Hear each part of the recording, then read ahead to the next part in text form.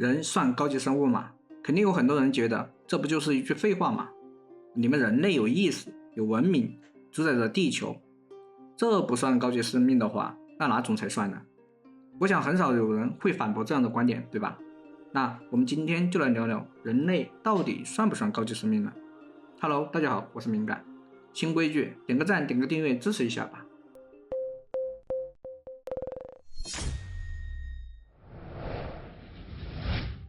你们人类一直在探索和分类周围的各种生命，也因此提出了高级生命这个概念。不过，要给高级生命下个准确的定义并不容易，因为生命本身太多样化，没有一个统一标准。实际上，关于生命到底是什么，大家总是争论不断。每个人根据自己看重的标准，都会有不同的理解。毕竟，人类通常把生命看成一个不断变化的过程，而不是一成不变的实体。现在已知的生命定义竟然多达123种，想要在这基础上定义高级生命，的确有些挑战。这也说明你们人类对高级生命的认识，很大程度上是建立在人类自身经验和观察之上的。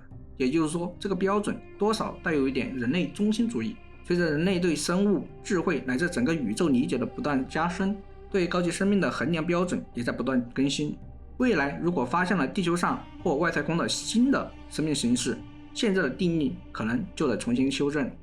从生物学和哲学角度来说，人类通常把那些拥有复杂身体结构和精细分工的生物看作是高级生命。比如多细胞生物里，每个细胞、组织、器官乃至整个器官系统都各司其职，并且配合，就像人类的眼睛、鼻子、耳朵各有分工，却又能协调合作一样。这样的内部协作不仅提高了生命运行效率，也正是进化的标志。此外，新陈代谢，也就是细胞内的各种化学反应，负责能量转换和维持体内平衡，同样十分关键。高级生命往往拥有更复杂、效率更高的新陈代谢系统，以支持它们更多样化、更耗能的活动。如果一个生物的新陈代谢能力较弱的话，它就可能只能局限于狭窄的生态环境中，难以发展出更高级的特征，对吧？再看智慧方面，高级生命还通常具备出色的思考、学习和解决问题的能力。虽然科学并没有严格规定这些能力必须出现在高级生命之中，但能灵活运用知识、适应新情况的生物，显然比那些仅依靠本能行事的生物更能在复杂环境中生存。人类的意识尤其是自我意识，更是让人类能够进行深度思考，制定复杂的社交策略，理解社会规则，并对生命意义产生疑问。说到社交高级生命还常常表现出复杂的社会行为和沟通能力。有效的交流可以让群体成员之间可以共享知识，合作解决问题，甚至推动文化的发展，这些都是生存和适应变化环境的优势。此外，高级生命对环境的适应能力也非常突出，它不仅能灵活适应对各种不可预测的变化，还会主动想出新方法来克服困难。这样的适应性，不论是短期生理反应还是长期进化，都帮助他们在不断变化的生态系统中保持竞争力。最后，能够使用甚至制造工具，也往往被看作是高级生命的一大标志。工具不仅能扩展生物的能力，也能让他们以独特的方式利用资源和应对挑战，还需要计划、因果理解和社会学习等高级智慧的支持。从这个角度看生命本质上就是个工具制造者，用各种手段实现自身的目标。好了，这几个方面就讲完了。接下来我们来进行一个假设。假设在地球深海中的某个角落存在着一种由单细胞组成的智慧生命统治着整个海洋，那么它是否属于高级生命呢？至于这个假设成不成立，反正我觉得是没问题的，因为没人能证明它们存在，也没有人能证明它们不存在，所以我单方面宣布这个假设成立。好，既然如此，它们肯定跟你们人类、黑猩猩、鲸鱼、海豚等不相像，也肯定比蚂蚁大，因为在你们人类看来，生命体太小的就无法形成智慧。但前面我巴拉巴拉说了一大堆关于高级生命的定义，只是从你们人类的视角来看的，对吧？一个统治者，他必须拥有强壮高大的身躯、深邃的智慧。没人会相信一群低级生物能统治地球，只因他们不够复杂和进步。肯定有人会好奇，我为什么不用进化，而是用进步这个词？那么我们先来解决进化是不是进步这个问题。根据达尔文的进化论，我们知道进化是物种为了生存在化学上进行的一场场战斗，它们适用于所有的生命形式，不论是复杂的多细胞生物还是简单的单细胞生物。它其实就是一种反轰的结果，一种源于其他生命体的威胁，另一种来自于自然环境的迫害。这种尽责生存模式是一种进步吗？很显然，它们结合起来并没有那种天衣无缝的感觉，总是有那么一点瑕疵在里面。那肯定就有人说了，你看现在生物是不是越来越大，越来越复杂，这不就是一种趋势吗？但这真的是一种趋势吗？纵观地球上的生命38亿年的发展史，其中已知可能最早的人科动物萨勒沙赫人生活在大约700万年前，这对于地球上生命的整个发展史来说，只能说占了一点零头，更何况后来200万年前的人了。你能说这几百万年的趋势就能代表38亿年了吗？显然你们人类现在只是历史的一小部分，谁又能笃定未来是一帆风顺的呢？在我看来，这只不过是一种自以为是的自然趋势，自嗨的高潮。人话就是太拿自己当回事了。你们人类都知道进化的谱系是什么样子的，在这张有着主干和枝干的枝杈交错纵横的图中，人类的位置在哪里呢？是在主干上还是在枝干上呢？以你们人类的视角来看，人类当然属于主干上，对吧？当一门动物的许多分支发生纷争，最后只剩下一个幸存下来，其他的全部死光了，我们就倾向于将幸存下来的宣布为主支。那么为什么？只是因为还存在吗？那有没有一种可能，这其实是一株不重要的枝干，只是长得比其他的稍长一点呢？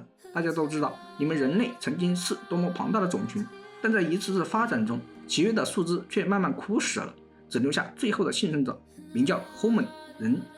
南方古猿人死光了，直立人死光了，尼安德特人死光了。智人大喊道：“兄弟们，别慌，我还在。”这样说来，你们人类也只是短暂获得了对星球的统治权，并非永久啊。这就像一个进化的暴发户，将统治权和内心的优越感与较长期的幸存混在了一起。你们人类有没有一种可能会很快就会消失呢？不死心的人，这下肯定会拿出意识来说事。你看，为什么只有人类发展出了意识？这都不算高级，算什么呢？好，那么请你将这种发展放大到大自然里来看，你真的认得出一种进步或一种杰出的趋势吗？多细胞生物中有80%的进化要比人类成功得多，可他们却没有自以为是的所谓的要产生较高级神经复杂性的趋势。具有精神和意识才是一种进步，只是仅从你们人类的主观世界来看到的，对吧？到目前为止，人类这种奇特的不可思议的边缘动物只给地球的生态系统带来一样东西，麻烦。这不就是损害其他生物来利你们人类自己吗？这又算高级吗？好，当人类为了自己的发展损害到了这个深海智慧生命体的时候，他这时候肯定会想方设法的消灭人类，对不对？不管是利用海洋生物来袭击人类，还是利用大陆板块制造温室效应等，从客观上来讲，它是一种高级生命吗？这时候人类会和这个生命体进行友好的交流和接触吗？声称你们人类只生活在陆地上，咱们井水不犯河水，互不打扰，合作共赢。那么人类的观念和文明对于这个智慧体来说重要吗？你们人类虽然有智慧，但并不能客观地对待自然。比如蛇，你看你们人类是一边害怕它，一边又崇拜它。比如鲨鱼也是一样，一边害怕，一边又拿它当神灵。像蜘蛛、蜈蚣这些，有多少人不觉得害怕，不觉得恶心呢？在你们人类文明世界里，像手枪、刀、炸药、电等等这些文明产物的危险性不是更大吗？相比较，是否觉得蜘蛛、蛇等更可怕呢？因为像枪、刀这些只是死物，它们不具备主动攻击特性，那么是否说明你们人类其实害怕的是某种智慧呢？因为这些智慧生命在远古时期就将它们的危险性刻进了你们人类的基因里。你们人类的大脑是在自然环境而不是在机器环境里发展成的。人的精神进化经历了200万年，和自然保持着密切的接触。也许那个时代的求生规律已经影响了遗传，也只能说明人类的进化史只是微小的一部分反映在所谓的文明里。为什么会害怕朝你爬行的小动物呢？你为什么会厌恶蜘蛛呢？因为在人类发展过程中，这种害怕救了他们的命。这个智慧生命体在你们人类眼里看起来其实跟蛇、蜘蛛、鲨鱼没什么两样，让人讨厌，恨不得除之而后快，因为它拥有危险性以及某种智慧。你们人类不是大自然某种高级发展的必然结果，只是一个偶然的产品，宇宙一次巧合下的成果。一颗巨大的彗星撞击地球，让恐龙灭绝。没有这个偶然的话，今天称霸世界的也许是智慧的恐龙，或许是其他随便哪种动物，有利的自然条件形成了你们，但这不是必然的。自从寒武纪的进化创造了最早的多细胞生物以来，在数百万计可以选择的发展之下，也许只有一种发展导致了你们人类的出现，当然也许不止一种，但这又谁能说得清呢？其实要仔细深究的话，你们人类还算不上进化成功的哺乳类动物的物种，最成功的哺乳动物是蝙蝠、老鼠和羚羊。人类也并不代表之后的所有地球史，而仅仅是普通的一段。大自然不存在圆满阶段的现象，只有竞争。时间可能会让这颗星球上某个物种的身体和精神的复杂性暂时增长，但从总体上来看，这不是趋势，更谈不上是进步。这也就说明生命不是在进步，它只是给生态空间增加了一个复杂的因素，但同时30多亿年来，它又保存了像细菌这样的简单形式。生命并没有理由想要改良什么，如果真的存在一位造物主的话，那样更能说明人类就不是他的杰作，而是一个变体。只有当这个变体意识到自己是变体角色，才能存活下来。如果造物主不想创造出尽可能好的物种的话，那他是按照什么计划创造自己最喜欢的物种呢？人类相较之下体积很大，这个说法不错，但大意味着好吗？在物竞天择的过程中，有些动物确实是越来越大，但那些绝大多数小的也能生存得很好。至少在大灭绝的年代，较小的物种更容易幸存。大型动物每过几千万年就会消失，进化又重新规划下一个大小的下限，重新开始生长，直到下一颗彗星撞上来。在极度变化时，因为不能适应而灭绝的是跟人类一样高度专业化的物种。一只复杂的袋鼠只能食用桉树叶，一旦桉树死光了，它们怎么办？那就等死呗，还能怎么办？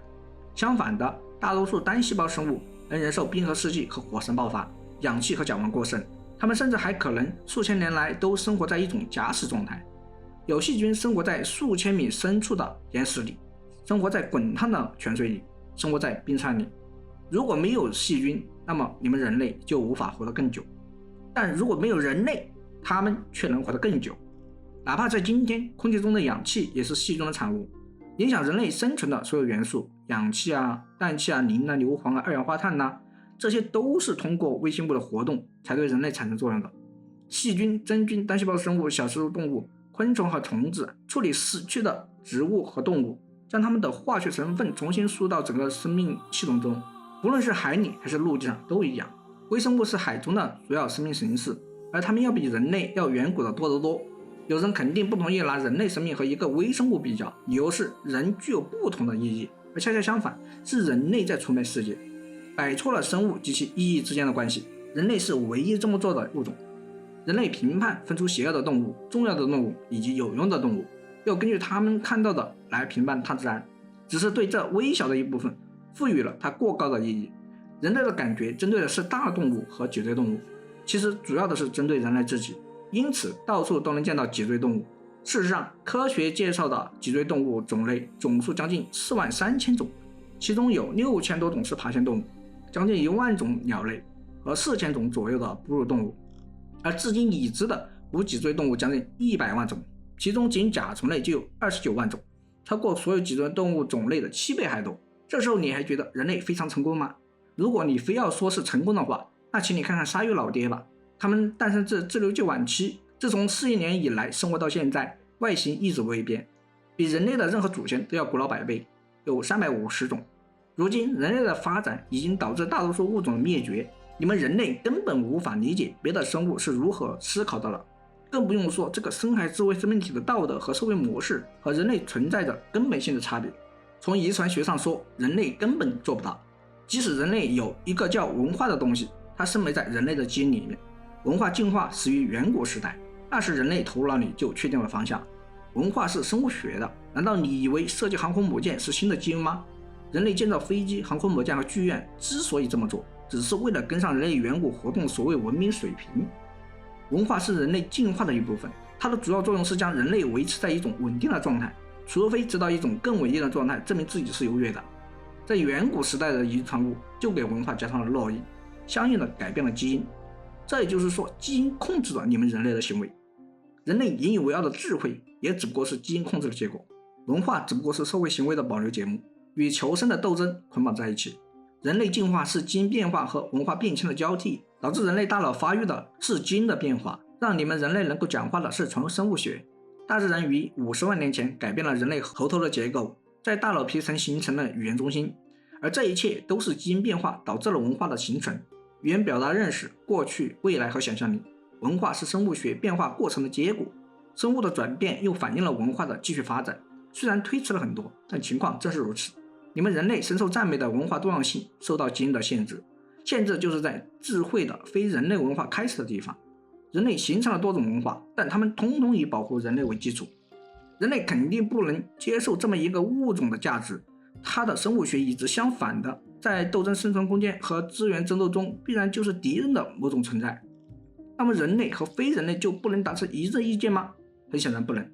但人类必须将位置让给那些不理解的东西，这不同于让一方的价值完全支持另一方的价值。解决方法在于撤退，它不是透过感情的理解，而是一种视角的改变，透过一种对世界的理解。人类离开自己理解的方法越远，就越全面，一步一步想办法跟自己保持距离。没有这种距离的话，人类就不可能让这个深海智慧体放弃用它的现在的眼光来看待人类，所以最后无非就是你死我亡的这么一个状态，就很难想象这是一个高级生命种群的一个状态。高级生命的定义并不是一蹴而就的，而是随着科学进步和哲学思考不断发展的过程。人类现在对高级生命的理解主要是基于对地球上生命的观察，特别是关注那些人类自己具备的特征，比如高水平的思考、丰富的社交和熟练的工具使用。其实生命本身就是非常复杂的，讨论它的定义也充满争议。人类往往以自己为中心，把那些拥有复杂认知、精细社交和工具使用能力的生物视为高级生命。不过越来越多的生物学家和哲学家开始跳出这种清单式的思维，他们更倾向于把生命看作是一个与环境互动、自我组织和不断适应的过程。在这个过程中，柔性适应是一个非常重要的概念，它意味着高级生命拥有开放的进化潜力。虽然简单生物也具备一定意识，但当我们提到高级时，通常是在指更高层次的自我认知和智慧，但这也表明了一种潜在的等级观念。好了，有什么想说的话，可以在评论区留言。借着这期视频特别感谢以下太阳系股东对敏感长期以来的特别支持。